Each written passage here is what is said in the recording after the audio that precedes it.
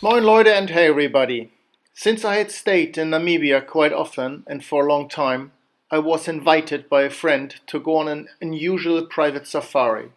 The last 13 years I've tried all available off-roaders in Namibia and Australia, like Landys, Fords, Toyotas and Nissans.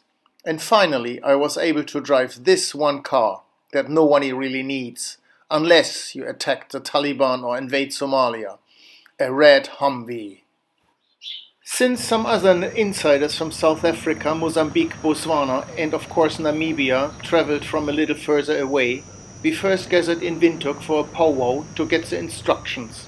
As there were no touching any rocks or diamonds on the ground, no non-alcoholics and no vegetarians are welcome.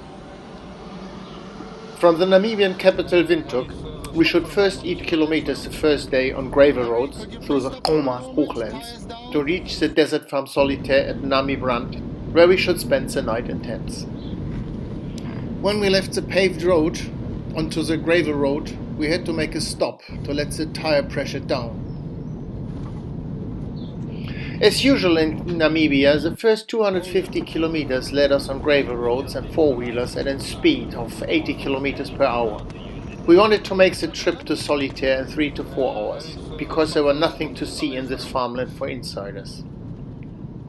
We had to keep the distance to the leading cars because of the dust. It is not the oncoming traffic which is really on sparse, but many cattle gates which are the cause of many accidents with tourists, because you have to aim the car precisely to avoid crashing into the barrier. I have to mention that most of the 27 dead German tourists here, they die on these roads because they can't cope with these slippery types of roads and the speed. They usually slip off the roads and curves and roll over. Help is on sparse and far away. Another problem are the tourists who think once they drive a 4x4 everything is under control, which is not, like wading through water, mud or simply hot sand. Then they behave like being in a zoo, which is not. They don't have control the surrounding nature has, and yes, even settlements have.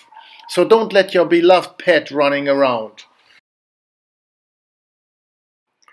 At the Spreetshogte Pass, we had our first stop and a thirst-quenching Windhoek lager to enjoy the view into the Namibian desert.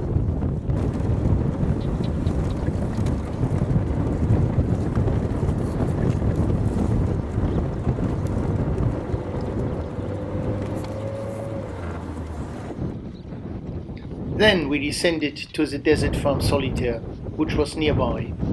We pitched our tents and then we were able to enjoy the sunset with Gintonite in the bar that was open to the desert.